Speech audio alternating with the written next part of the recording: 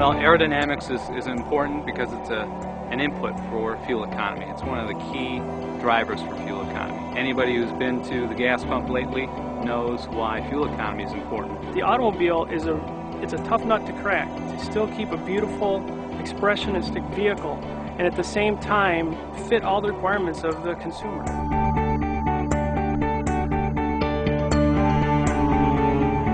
I'm Justin D'Souza, and I work in aero development on the Chevy Traverse. My name is Dan Schmeckpepper. I'm the lead exterior designer on the Chevy Traverse.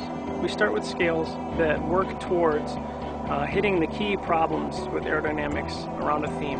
One of the first things we do in our process at GM is from the sketches we go right to scale development, and from those scales we can very quickly interact with aero and test those scales, third scale vehicles in here to see where the hang-ups of those particular designs are. What things that the wind tunnel likes and doesn't like about every specific theme. For aerodynamics, I'd say the one area that I'm most happy with that we were able to maintain is the shape of this fascia and air dam. It's the most critical part, I think, in maintaining attached flow down the body side and really the key to getting good aerodynamics. And this single part accounts for about a ½ mile per gallon improvement in fuel economy. The A-pillar and the mirror are very critical areas. How air comes around this corner, how it interacts with the mirror, how that air then affects down the body side of the car. And we always have a lot of development time around sectioning through here.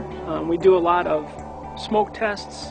We do telltales, kind of like sailors use, to check how wind is flying, to see where that air is going. And what we did was to get a smaller footprint of the air coming through. We turned the track that normally loads roof racks on the side.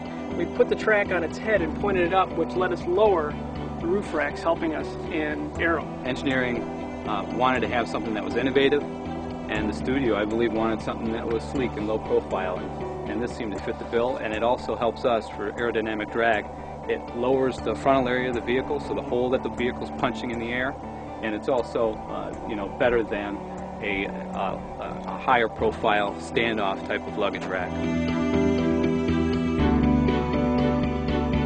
And then we also did a lot of work optimizing the spoiler here to make sure that the airflow coming across the top of the vehicle is also optimized, that this spoiler isn't too long or too short, and that the attitude of the spoiler is correct to really minimize the drag on the back end of the vehicle. A lot of times the changes you make back here in these areas often drastically change the design. And there is always a little give and take in those areas, and a lot of testing around where Justin would like to go and where we're willing to go. And also in the design, during the design process, where we'd like to go, and Justin's knowledge about what's realistic. I think the single most important thing is for us to work together in the tunnel. So it's not just me developing the vehicle kind of in a vacuum, and it's not Dan doing his work in the studio. It's us in the tunnel every time, making sure that we're okay with the moves that we're making.